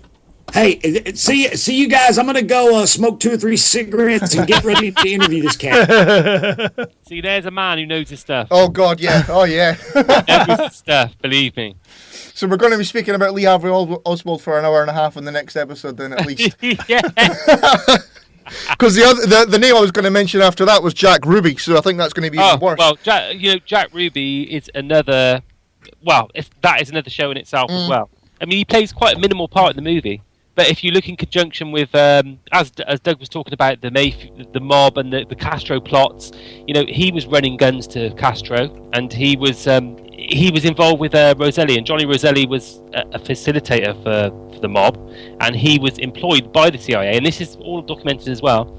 He was employed by the CIA to manage assassination plots involving Castro, but he knew Jack Ruby, and he and Jack Ruby went back quite a ways, and there is a theory that Roselli is the one that actually gave the order for Ruby to go and kill Oswald, basically. Jeez. Because he might have put He might have put Ruby in place in Dallas, running that club, or he might have got in touch with him because he knew that he was in the right place. Ruby was really close with those Dallas police officers. He was quite close with DPD.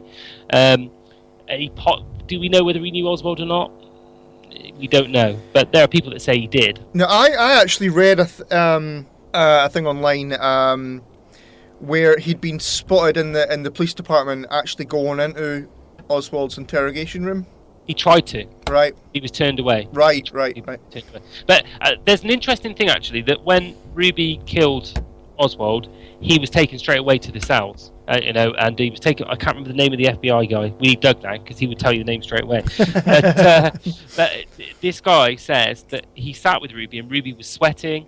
He didn't smoke, but he had a cigarette in his hand. He was shaking, and the FBI agent said, "Look, you've done really well, Jack, because you're gonna go to the chair for this." And he said, why? Because he was all really sort of emotionally taut, and he said because Oswald's dead, and he said that Ruby suddenly became very calm, put the threat down, and just became utterly just like he was okay. Now he'd done what he was told to do, or he'd done it. Isn't that weird? Nervous about the fact that he'd maybe failed, and then when he realised it's mental.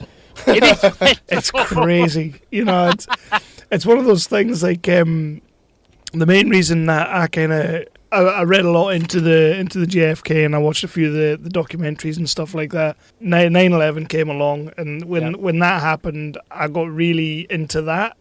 And, I watched all those documentaries, the Loose Change documentary and all that, and that is bloody scary. But the whole JFK plot and the assassination, I mean, that's some scary stuff. It's a hole that you can just get lost down. Yeah. Definitely. I think it'd be good for us guys. I mean, I think Ruby is a whole other.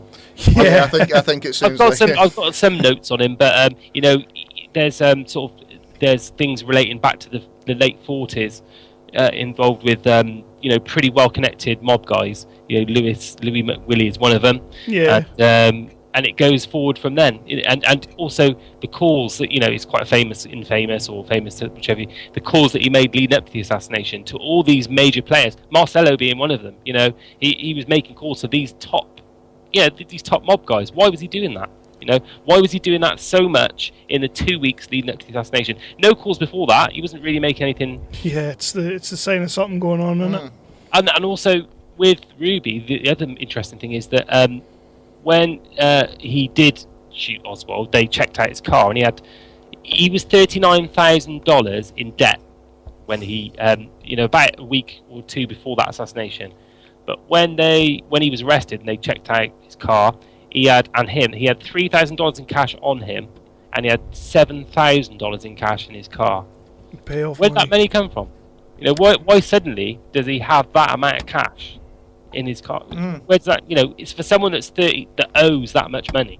Oh, it makes you wonder, like a proper. That was another line, actually, nothing to do with Jack Ruby. That was another line in the movie about Lee Harvey Oswald going over to Russia, and they say he had a $1,500 ticket coming from a $200 bank account.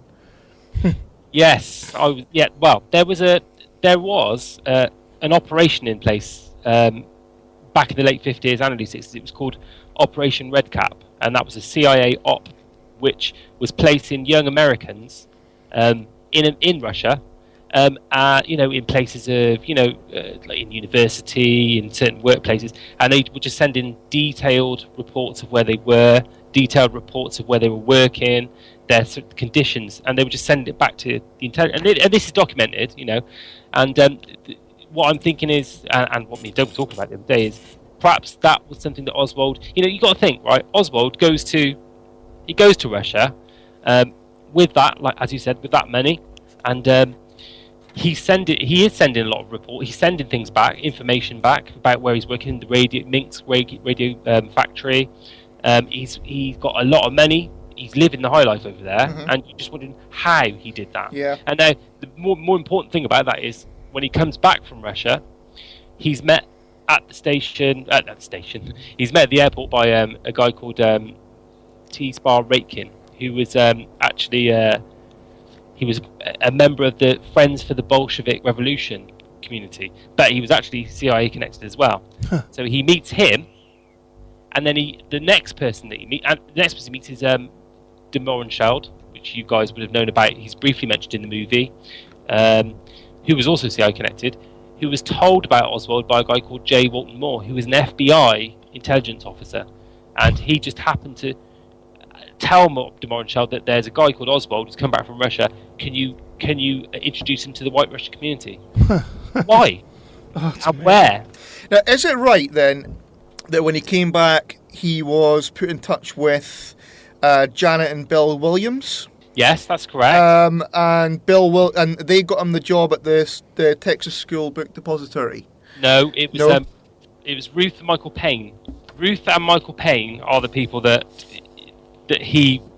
took him in, really, and they came close to Marina and him. Actually, I did see that today. I didn't really have a chance to follow I've not come across the Williams thing before, but the Ruth Payne and the Michael Payne thing is what I've come across before, and they are the people that took Marina and Oswald in, and in fact, Ruth Payne is the one that got him the job at the Texas School Book Depository. The strange thing is that he had a job offer before that would have paid him more money, but Ruth Payne insisted that he take that job instead, and I don't know why. But Ruth Payne is also the person that when the DPD after the assassination, they went round to her house where he'd been staying, and they found, she gave him the rifle, she gave him all the I think it's about 200 items of proof. They found a Monex camera, which is it's an FBI camera, really, but that got changed in the inventory. But everything that incriminated Oswald came from Ruth Payne and Michael Payne. Everything that you're saying that he met all these people off the plane who had like CIA affiliations. He had these loose kind of FBI affiliations and stuff like that. Like, a lot of people say that Oswald was a genuine spy. Well, is this a thing that you've come across, and is it a thing that you maybe put any faith in? If I'm being honest, you can't put any solid faith in it, because there is no direct evidence. But there are things. I took some notes today. There was we were talking about David Ferry earlier. Yeah. And because he's probably kind of the linchpin of the movie, isn't he? He is in that movie very much. Yeah, definitely. And Doug was talking about Jo Mellon earlier. She was a great researcher, and her book, it follows Jim Garrison investigation. And I was looking at a guy called there's a guy called Orestes Pena, and he was an FBI informant. He reported his information to a guy called Warren de Bruez, and he was another one. He's an FBI official as well, an asset, and he's also a guy that was aware of Oswald at the time in New Orleans. Now, this Orestes Pena, he said that because he worked in a restaurant that was central to, because in that part of the movie where they've got the ONI, the FBI, the CIA, they're all in that sort of square. There was a restaurant there, and they all used to sort of congregate there. And he swears that he saw Oswald hanging around while eating with a guy called David Smith, who was a customs official, and Warren de Bruez, who was an FBI official. And this place was you had FBI, CIA, ONI officials. They all kind of ate there, and he swears that he saw Oswald there. Now he gave his testimony to the HSCA, and you still cannot read that testimony. It's still withheld, and it was withheld for 25 years when they gave it. And when he gave another bit of testimony to the FBI, and they destroyed his testimony. And there's another guy called Wendell Roach, who was part of the immigration services in the US, and he worked with Warren de Bruez, who we just mentioned, and he says that he was investigating David Ferry because he's watching the borders, and he's part of seeing who goes in and out, and he was investigating Ferry because Ferry was trying to buy a plane, and he was trying to buy a cache of weapons, and he says that he saw Ferry with Oswald as well, and that he was sure it was Oswald. But that brings up the question: was Oswald investigating Ferry? Was it? Well, do you know what I mean? Because it goes round like that. You see, that's another.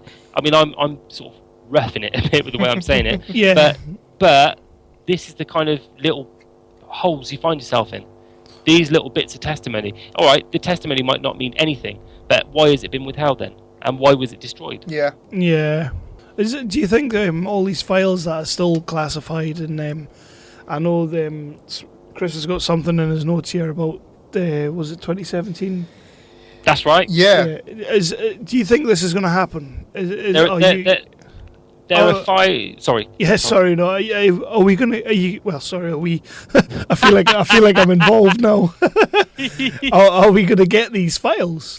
Well, there are 5,000 documents left, I think, and the withheld files are, from the top of my head, are Howard E. Hunt, David Morales, George Joannides, and I can't remember the others, but those that Morales, I mean, you guys probably touched on David Morales now. I mean, he's one man that we really need to know about. The guy that said when he was drunk in the 70s, he was sat with one of the investigators was talking to his friend. He said, "Yeah, we were sat getting drunk," and he goes, "Yeah, they got talking about Kennedy," and he got really angry. He said, "Well, we took care of that son of a bitch anyway." And it wouldn't mean anything. It wouldn't mean anything. But Morales was involved with, David Phillips. He's involved with. Heavily involved with Cuba, heavily involved with the intelligence and military units involved with Cuba, and going back to Guatemala. I mean, that's a whole other. And he was emotionally involved with the guys at Bay of Pigs. So, yeah, I don't know. It's down to Obama, isn't it? He's got last say on whether those documents get released. I think Jefferson Morley, who's he's got his own site, JFK Facts, which is a fantastic site, and he took the CIA to court. And it cost him, I think it's $500,000, and he lost. He lost. Wow. He lost. So they refused to release them. They refused to release them on the grounds of national security, which means, in my and probably our book, that they're not releasing them because their people are alive that these documents could affect. But Morales is dead. I mean, Howard E. is dead. He has a son, of course, but those people, Morales, I don't think he's got.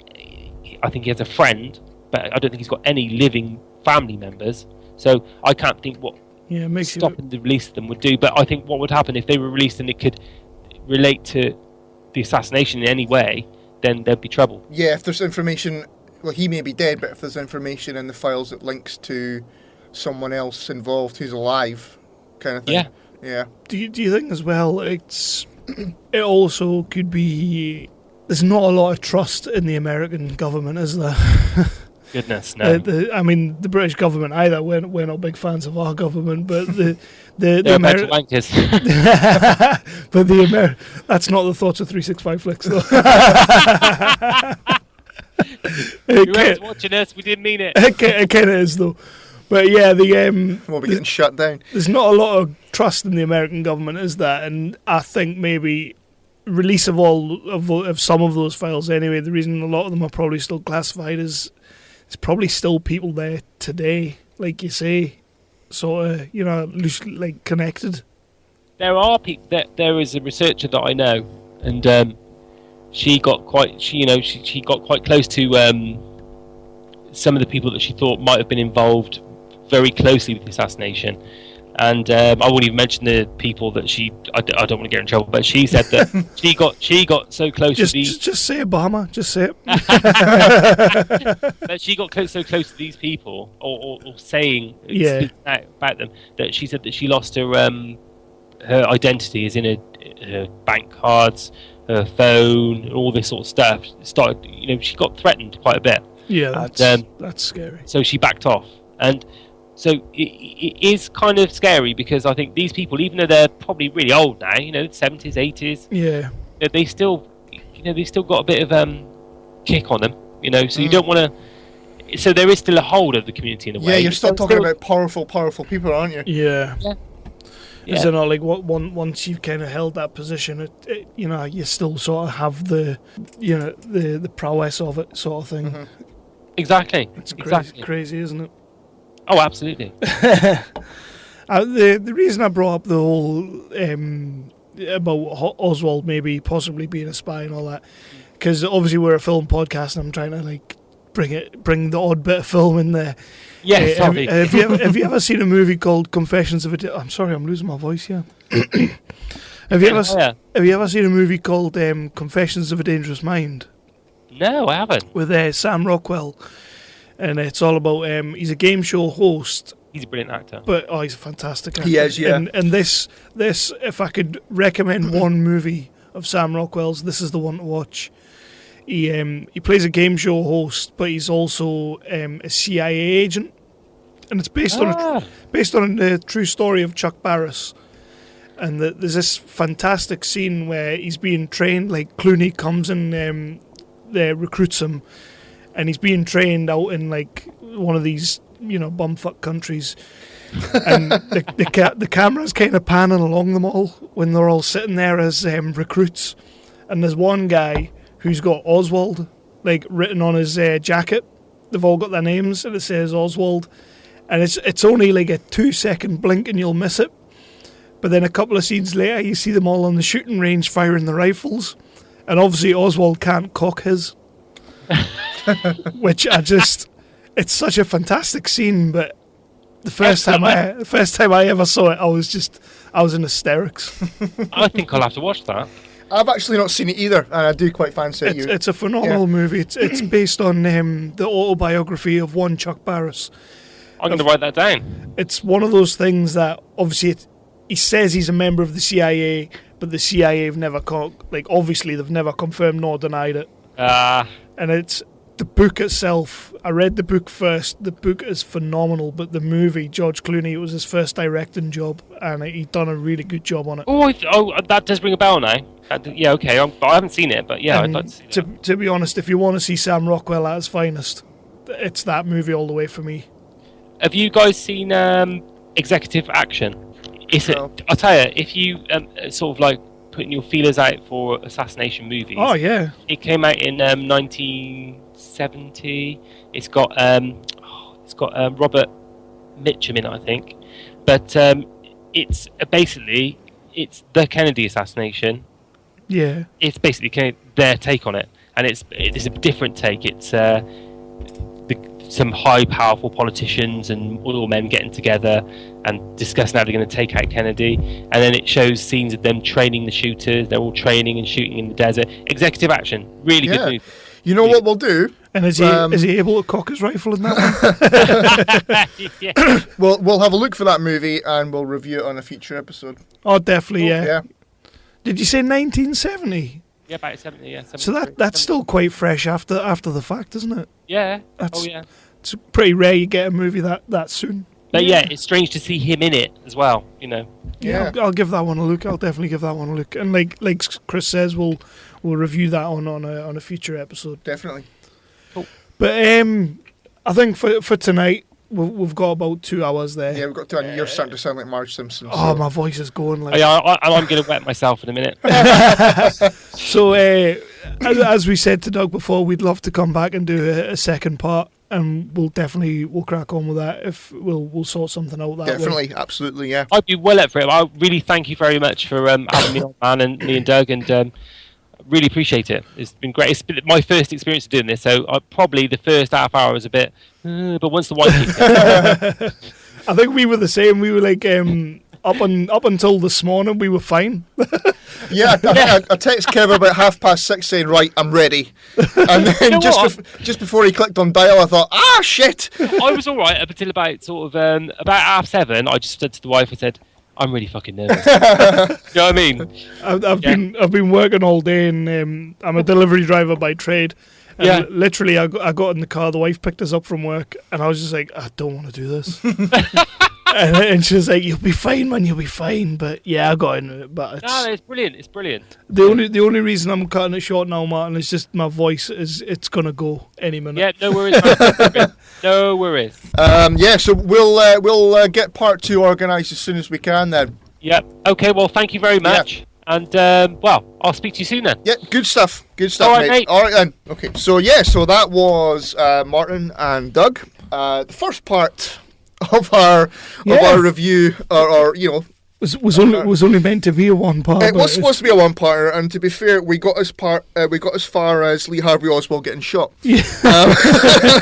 So it could be longer than Star Wars by the end of it. I get the feeling that this one episode thing is. I mean, we pretty much we're going to sort out another one. We didn't even scratch the surface, as these guys are saying you don't want to scratch the surface. No, that's true. But yeah, we're definitely going to get back together and we'll do this again. We are. That was really, really enjoyable. It's a shame this voice is going like... Kev is sounding like Marge Simpson right now. And Doug had to go and record a section for his own show, The Dallas Action. So we encourage everybody to go and check that out. And how cool was that guy? Mate, when you listen back, it's been an absolute joy speaking to you. It really has. And Martin as well. But we're used to the British accent. Yeah. Thank you so much, both of you, for coming on for part 1. And we are going to get part 2 sorted very, very soon. Am I going to have to add part 1 into the title? Yeah. You're right. Okay. It'll be fine. It'll take 2 seconds, I suppose. It'll be all right. So that's been episode 18. A bit of a break from the norm, really. We didn't do any movie news. Do you have any movie news? We'll talk about that in the next episode. We'll cover that on episode 19. So on the next episode, we're going to be joined by Paul. Yeah, Paul's coming. So we've got big plans for the next episode. So this has been weird. Like this was our first kind of Skype call episode. Our next episode's going to be our first guest in the studio. And then the episode afterwards, we are going to, all being well, all working out. All being well. We're going to be joined by the Jock and Nerd. Oh, that'll be for awesome. The episode after that. That will be awesome. So we've got something special planned for that too. But for now, keep on listening to us. We're on the iTunes, the Spreaker. We're on everything. Just type us into your Googles and we'll be there. Get on the Facebook. Get on the Twitter. Send us a message. Speak to us. I'm losing this now. Kev's fucked. Goodbye. So we're not into there. All right. But yeah, come back for episode 19, and we will get the Dallas Action guys back on as soon as possible. And like the man says, he plugged all the places to find them. Please do that, because Chris has listened to a few episodes and he's really into it. I've listened to like 1 or 2. The guy knows his stuff. Like, he does. He's spot on, and it's not like he's taking something off the internet and putting it out there as fact. The man's getting his facts, like more so than I. And that's something that we're going to cover. Definitely. In the next part, or part 6 or whatever. So I'll be 40 by the time we've got to the end of this. Revenge of the assassination of JFK. Ooh, I quite like that. Is that the next episode? So we are going to cover that. You know, how they go about doing it, all that kind of thing. So that's all to come. So do listen to that in the future. Yeah, and I just want to say to those guys, Chris, to yourself, you're the one that stumbled upon the Dallas Action on Tangent. We are on Tangent. You can find us there. You can find Dallas Action there. It's been a bit of an eye-opener. I've liked this. Mm-hmm. It's completely different to anything we normally do. And yeah, I've been listening to Doug's shows for a while now. So I've had that where I've been walking along. You know, as you know, I always listen to podcasts now when I'm walking the dog. And there has been a lot of times when I've been listening to the Dallas Action, just been walking along and going, fuck's sake. But you know, when you're doing that, are you looking over your shoulder? Sometimes I am. For the cigarette smoking man. You know what? I said it during the episode when Doug told me about that guy clenching his fist. That creeped me the fuck out. That is quite. And I was looking for somebody clenching his fist behind me, but that sounded wrong. And on that bombshell, can we leave it there? Because that's ripping off. Let's leave it there. We'll leave it there. Come back for episode 19. Hopefully my voice will be on par. Yeah. Thank you very much. Good night. You are now leading the world of Musings of a Geek podcast network. Stay geeky, my friends. Hopefully it'll be alright. So hopefully it'll be fine. Yeah, it'll be alright. Okay. Right, so are you guys ready to go? Just ready, good to start, or? I'm all ready. Got my beer here. Got my vape pen in front of me. Yeah. I've got my fake cigarette and my highly caffeinated beverage. So let's do it, man.